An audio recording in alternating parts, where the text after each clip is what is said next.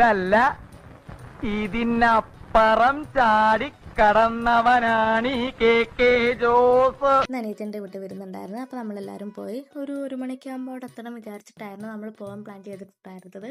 പക്ഷേ പ്ലാൻ ചെയ്ത പോലെ നടക്കില്ലല്ലോ, ഉമ്മക്ക് വർക്കുണ്ടായിരുന്നു. ഉമ്മ എത്തിയപ്പോഴേ 1 മണി കഴിഞ്ഞിട്ടുണ്ടായിരുന്നു. പിന്നെ 1:30 വീട്ടിൽ നിന്ന് ഇറങ്ങാൻ വേണ്ടിയിട്ട്. അപ്പോൾ വിരുന്നിന് ആരൊക്കെ ഉണ്ടായിരുന്നെന്ന് വെച്ചാൽ നമ്മുടെ ഫാമിലി മൊത്തം, പിന്നെ ഉമ്മയുടെ അനിയൻ, അതായത് എൻ്റെ മാമനും മക്കളും. മാമി ഉണ്ടായിരുന്നില്ല, മാമിക്ക് ലീവ് കിട്ടില്ല എന്ന് പറഞ്ഞു. അപ്പോൾ ഞങ്ങളെല്ലാവരും പോയി. ഏകദേശം 2 മണിക്കായിട്ടുണ്ടാവും തോന്നുന്നു അവിടെ എത്തിയപ്പോൾ. അവിടെ ചെന്നപ്പോൾ പിന്നെ അവൾ വെള്ളം തന്നിട്ടുണ്ടായിരുന്നു, അതെല്ലാം കുടിച്ചു. പിന്നെ ബാക്കി ഫുഡൊക്കെ കഴിച്ചിട്ടുണ്ടായിരുന്നു, മന്തിയും ബിരിയാണിയൊക്കെ ആയിട്ട്. പക്ഷെ എനിക്ക് വീഡിയോ എടുക്കാനുള്ള മടി കാരണം ഞാൻ എടുത്തില്ല.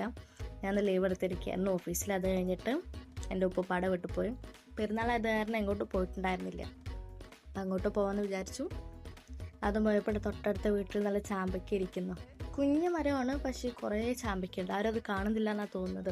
അപ്പോൾ ഞാനും അനിയനും വേഗം പോയിട്ട് അവൻ പൊട്ടിക്കുന്നത് കണ്ടപ്പോഴാണ് ഞാൻ ഓടിപ്പോയത്. അപ്പോൾ മോനെ എടുത്തിട്ട് പോയി.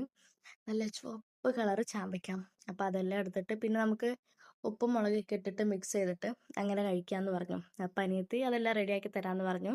അപ്പോഴാണ് പിന്നെ നമ്മുടെ ചക്ക ഉണ്ടായിരുന്നു നമ്മുടെ തോട്ടത്തിൽ. അപ്പം അതെല്ലാം എടുക്കാൻ പോയി. ഞാനും അനിയനും പിന്നെ ഉമ്മയും പോയിട്ടുണ്ടായിരുന്നത്. ചെക്കനും ഉണ്ടായിരുന്നു എൻ്റെ കൂടെ.